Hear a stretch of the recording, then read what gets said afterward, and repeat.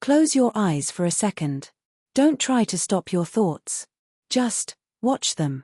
What do you see? Maybe it's your to-do list. A conversation you had today. Something you regret. Something you're worried about. Now here's the question nobody asks. What if you could actually see your thoughts like they were a movie playing in front of you? What would that reveal? Most people live their entire lives inside their thoughts. They never step back far enough to see what's actually happening in there. Here's what happens every second. Thoughts arise. They pull you in.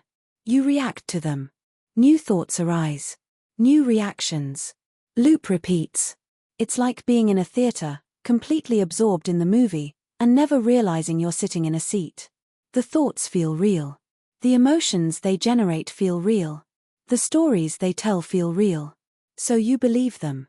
You believe I'm not good enough. Not because you examined it, but because it appeared in your mind, and it felt true. You believe this is going to go wrong. Not because you analyzed it, but because it played in your head, and it felt like a prediction. You believe I should be doing more.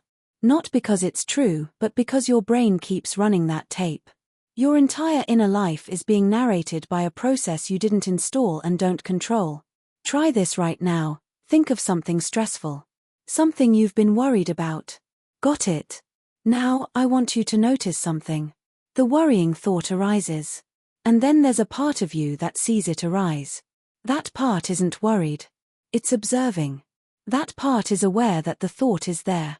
That's the gap. Between the thought arising and you believing it, there's a space. Most people never notice that space because they fall into the thought so fast. But it exists. The thought is like a cloud passing through the sky. You're the sky, not the cloud. Most people think they are the cloud. They're identified with every thought that passes through. But you're the awareness that sees the thought. You're the space the thought appears in.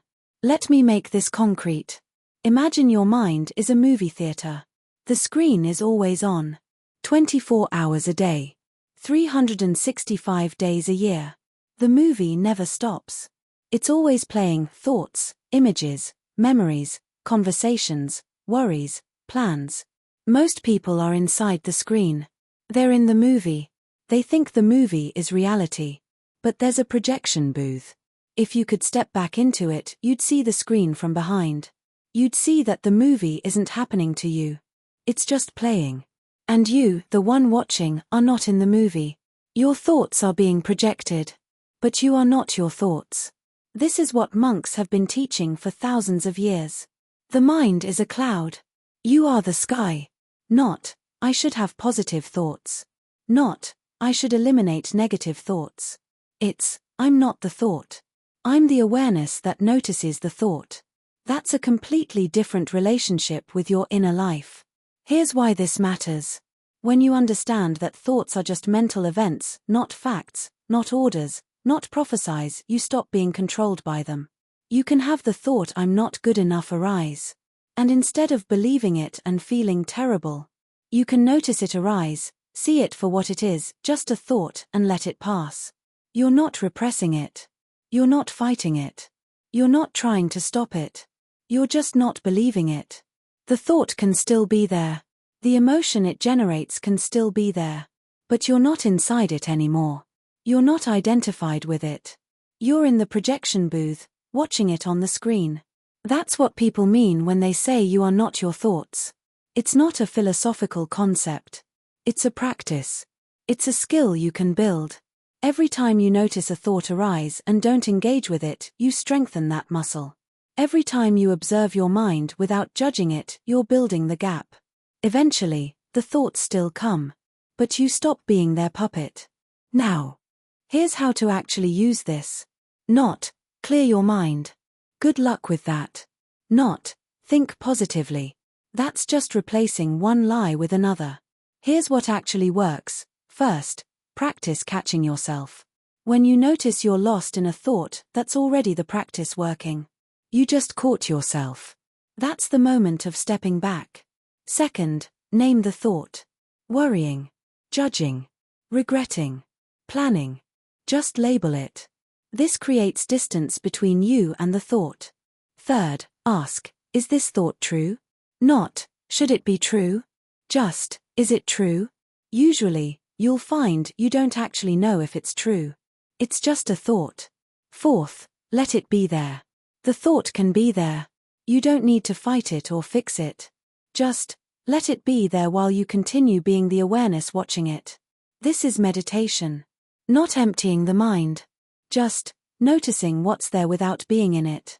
Here's what nobody tells you. The less you believe your thoughts, the more clearly you think. The less you're identified with your inner narrative, the more space you have to actually live. Most people are so busy believing every thought that passes through, so caught up in the movie, that they miss the actual life happening around them. The conversation with their friend. The taste of food. The feeling of being alive. All of it is filtered through this constant stream of mental noise. And the noise says, you should be doing this. You should have done that. What if this happens? And meanwhile, actual life is passing by. The thoughts are like a storm. You're the eye of the storm, still, quiet, untouched. The storm is still there. The thoughts are still there. But you, the one who notices, are not in the storm. You never were. Your thoughts look like clouds in an endless sky. Sometimes they're dark. Sometimes they're light. Sometimes they block the sun. But you, the sky, you're always there. Always present. Always still. The clouds come and go. You remain. That's not mysticism. That's just what you are. The thoughts are happening to you. But they are not you. You are the one watching the thoughts. Remember that. Not as an idea. As a practice. Every time you remember, even for a second, you've stepped out of the movie and into the projection booth. That's the whole game.